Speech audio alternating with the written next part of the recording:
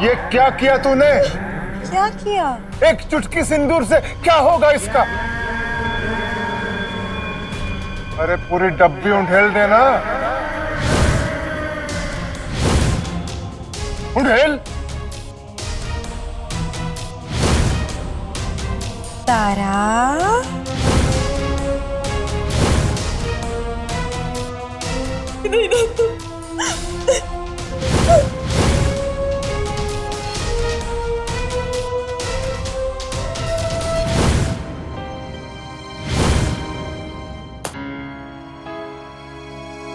तू ही कहती थी ना तेरा पति तेरी आत्मा में। ले, आज जिंदा कर दी तेरी आत्मा। जी अब सुहागन बनकर। ले एक और आशीर्वाद हमसे मुफ्त ले ले। सदा सौभाग्यवती भव।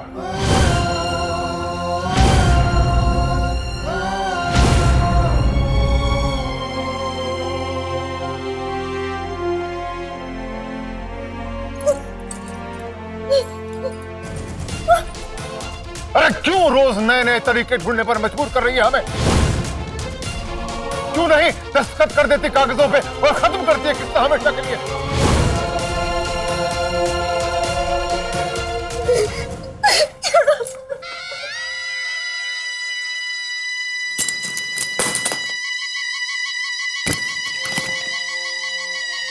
घोर कलयुग है, घोर कलयुग है। पुलिस की कोई सुनता ही नहीं है।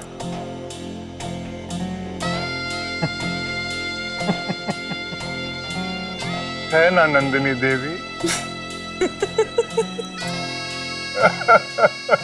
आप भी ना सीरियस होते कि मजाक करते, कुछ समझ नहीं। कलावती के पास किन्नरों की फौज है। वैसे तो ये किन्नर, पर ताकत इनके पास दुगनी होती है।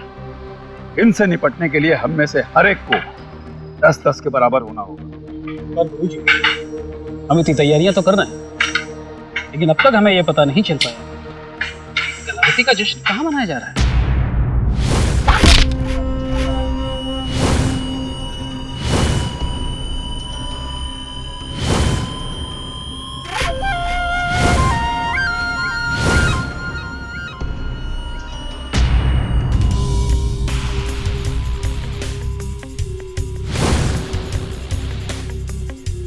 कलावती का जश्न 2 दिन बाद है। जगह का पता भी नहीं चल पाया है। गुरुजी हमें बांसुरी में भर के संदेश कौन भिजवा रहा है? वक्त आने पर तुम सबको उनसे मिलाया जाएगा।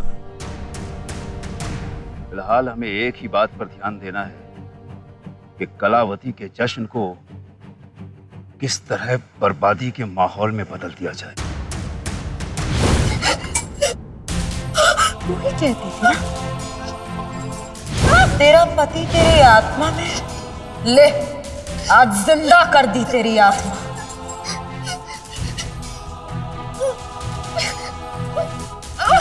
सुहागन बन के कैसा लग रहा है? कैसा लग रहा है सुहागन बन के?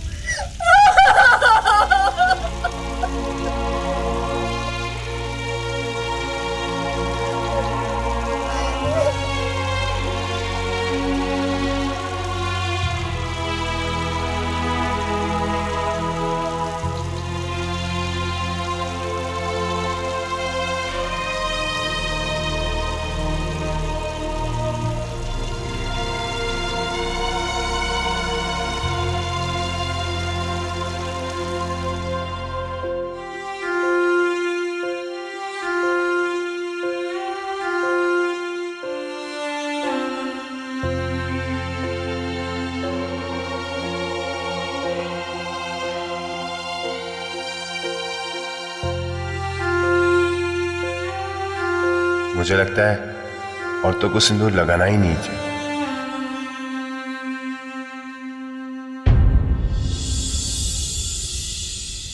क्या जरूरत है तुम औरतों को दुनिया को बताने के लिए कि तुम शादीशुदा हो? हम मर्द तो ऐसा कोई थप्पा लेके नहीं घूमते। एक चुटकी सिंदूर की कीमत तुम क्या जानो पतिदेव? अच्छा, मैं नहीं जानूंगा। जब भी तुम्हारे मांग में ये सिंदूर देखता हूं, तो मैं अपने आप को सबसे खुश नसीब समझता हूं। खुशी होती है कि कोई है जो मेरी सासों के लिए दुआ करता है, कोई मेरे खातिर सातों वचन निभाने के लिए तैयार है। 7 नहीं 21। पतिदेव, हमने 3 बार 7 फेरे लिए थे ना, तो 21 वचन हुए ना, 21 वचन निभाने पड़ेंगे। ये 21 वचन बहुत ज्यादा है याद रखने के लिए। हमारा कोई एक फेवरेट वाला वचन बोलो। अगर जिंदगी हो तो वो तेरे संग हो, और अगर मौत आए तो वो तुझसे पहले आए।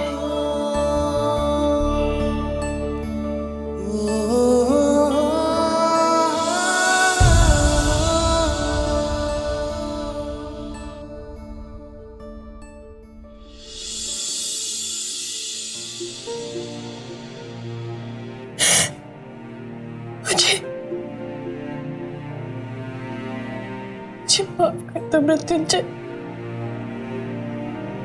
मैं अपना वचन नहीं निभा पाई। नहीं निभा पाई।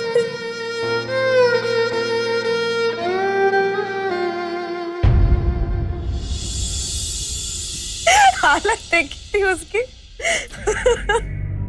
हे भगवान। ओहो। वैसे तारा को विधवा बनाने से ज्यादा मजा उसे सुहागन बनाने में आया।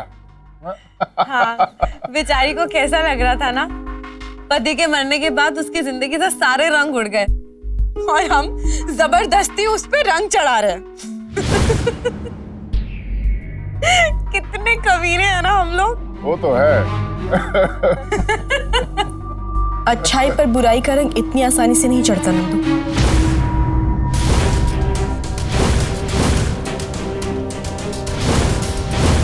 सब कुछ पहले के जैसे साफ हो गया है। तुम लोगों ने मेरे साथ इसलिए ये सब किया ना, ताकि मैं टूट जाऊं और उन पेपर्स पर साइन कर दूं। पर मैं ऐसा कभी नहीं करूंगी। सुधर जा। तू सुधर जा, क्योंकि जल्दी ही तेरी मांग भी मेरी मांग की जैसे सूनी होने वाली।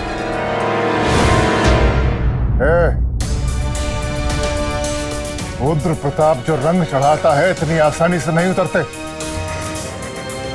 तेरी मांग में सिंदूर तेरी बहन ने भरा था, इसलिए तू उसे धोकर आ गई।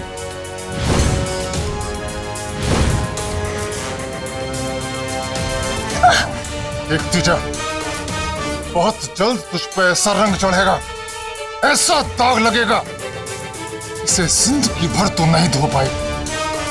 तुझे जितनी कोशिश करनी है ना, करके देख ले रुद्र प्रताप, क्योंकि तारा टूटेगी नहीं, टूटेगा तू। समझा?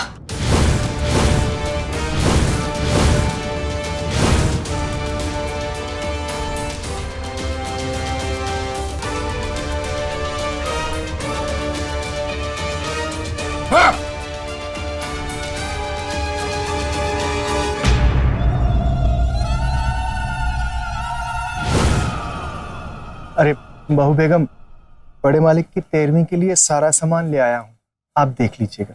फहीम मियां, आपका बहुत बहुत शुक्रिया। आपके दिए हुए पैसों की वजह से ही ये 13वीं की पूजा हो पा रही है। बहू बेगम कैसी बात करते हैं आप? बड़े मालिक मेरे भी तो पिता समान थे, तो मेरा फर्ज बनता है ना खर्चा करने का। आप देख लीजिएगा।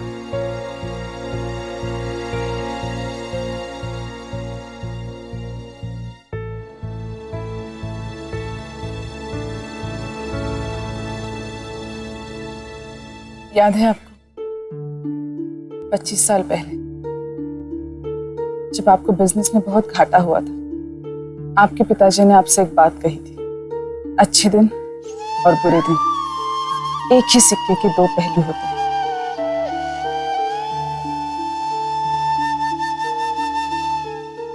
और सिक्के के ये पहलू पलटते हुए देर नहीं लगती।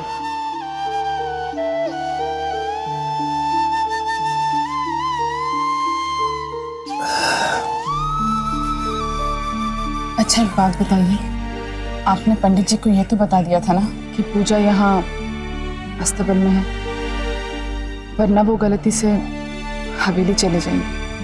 ये बात तो हमने बताई नहीं पंडित जी को, भाई साहब को भी बताना बाकी है अभी। वहाँ हवेली में तारा भाई साहब को कुछ करने नहीं देगी, पता नहीं यहाँ भी आने देगी कि नहीं। 13 दिन हो गए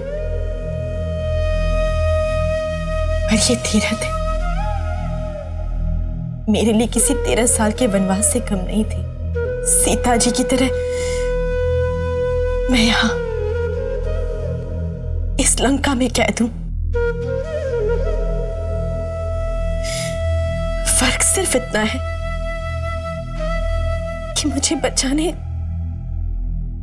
कोई राम नहीं आएगा, क्योंकि मेरे राम को तो पहले ही मुझसे रावण ने छीन लिया।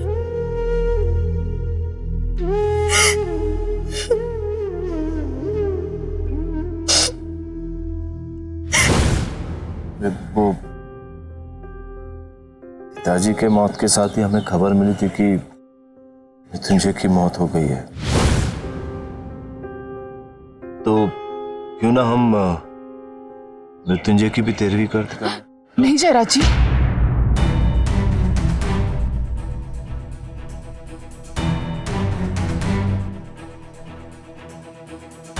क्यों? हम ये मानने के लिए तैयार नहीं कि मृत्युंजय मर गया है।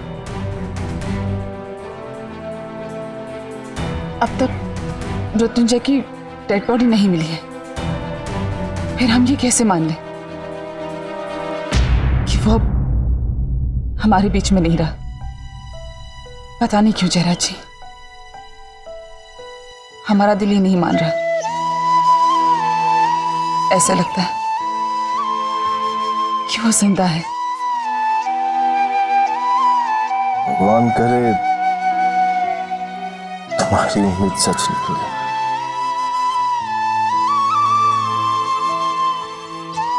आप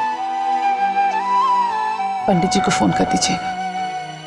हाँ, पंडित जी को फोन कर लेते हैं और भाई साहब को भी बता देते हैं।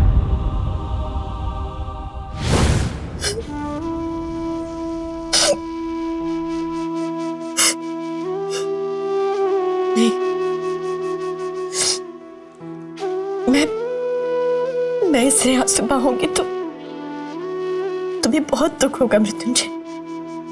तुम्हारी आत्मा को शांति कैसे मिलेगी?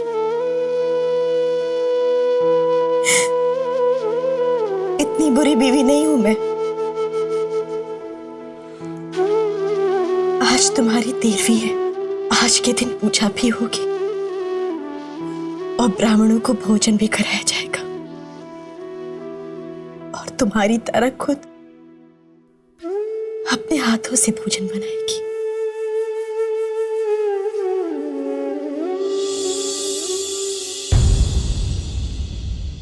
हमने बोला ना मैडम, हम बना देंगे खाना। नहीं जोसेफ, आज का सारा खाना मैं अपने हाथ से बना। अरे जोसेफ, बहुत गलत बात। आप इन्हें काम क्यों करने दे रहे? अरे हमारी मालकिन साहिबा है ये, इनके हाथों को कष्ट क्यों देते हो?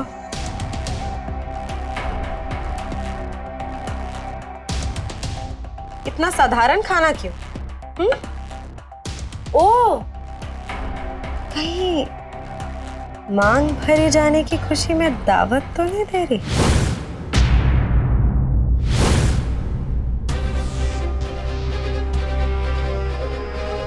चलो बोल भी दे, और कुछ नहीं तो मदद ही कर दूंगी तेरी। बस, अगर मदद करने की काबिल होती ना नंदू, तो खुद की मदद कर रही होती। खुद को देख जरा, क्या हो गई है तुम? घिन आ रही है मुझे तुझसे। अच्छा यही होगा कि तू अपनी गिरी हुई जिंदगी जीती रहे और मेरी जिंदगी में दखल ना दे।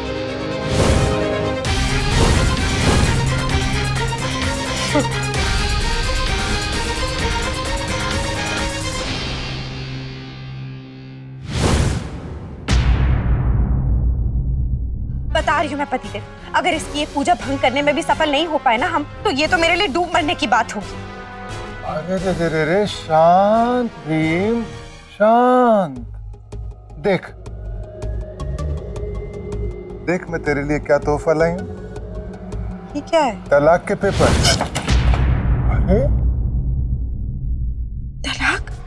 अरे करमजली, ये तेरे और तेरे पति के तलाक के कागजात नहीं हैं, तो फिर? तेरे आशिक और उसकी बीवी के कागजात हैं।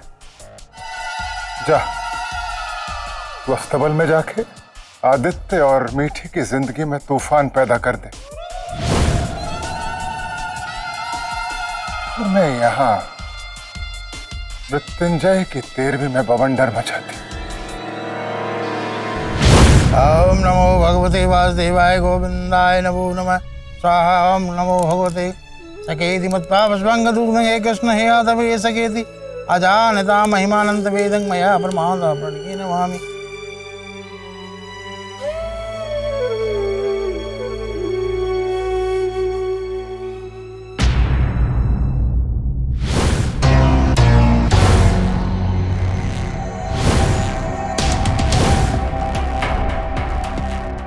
भाई साहब कहाँ हैं? वो तो आ ही रहे थे, पर तारा ने तमाशा कर दिया घर पे, तो इसलिए उनको रुकना पड़ा। कैसा तमाशा? कहने लगी कि अगर रुद्र जी यहाँ आए तो तारा आकर पूजा भंग कर देगी।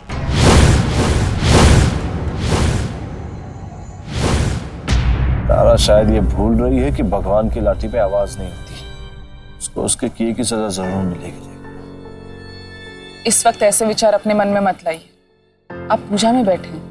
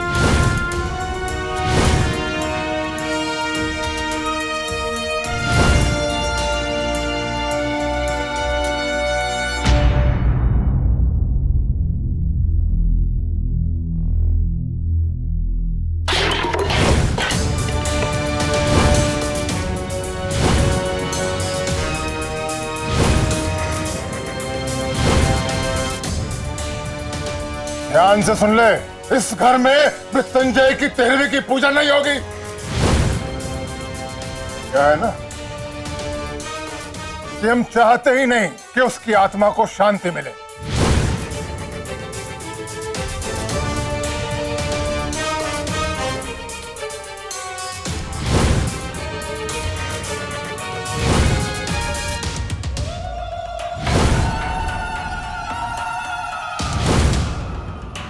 अब बोलो, क्या बोला? इस घर में मृत्युंजय की 13वीं की पूजा नहीं होगी। पूजा होगी, इसी घर में होगी, रुद्र प्रताप की आंखों के सामने होगी। इस अंतिम आहुति के साथ भोग लगाया जाएगा। दिवंगत आत्मा का मनपसंद भोजन लेकर आइए।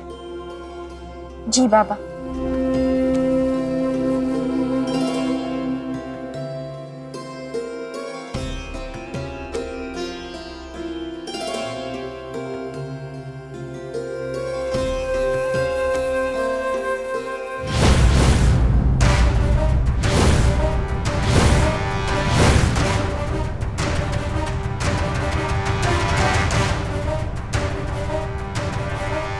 सर्वनाश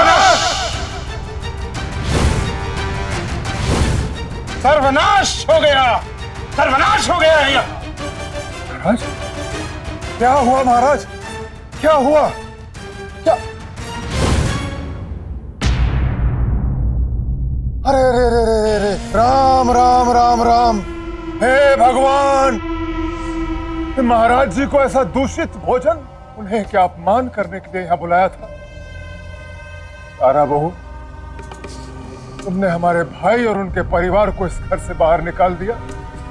हमने कुछ नहीं कहा। तुम रोज हमारा अपमान करती हो, हम कुछ नहीं कहते, लेकिन सिर्फ हमें परेशान करने के लिए हमारे स्वामी महाराज को बुलाकर उनका अपमान किया। अरे यह भी नहीं सोचा कि ये बेचारे तेरे दिवंगत पति की आत्मा की शांति के लिए यहाँ आए। बाबा, मैंने अपने हाथों से भोजन बनाया था, मुझे नहीं पता ये कॉकरोच इसमें कैसे गिर गया। मैं दूसरा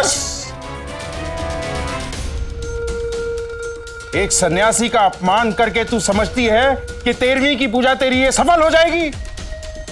नहीं, बल्कि जिस आत्मा की शांति के लिए तूने ये पूजा करवाई थी, वो आत्मा कभी शांत नहीं होगी।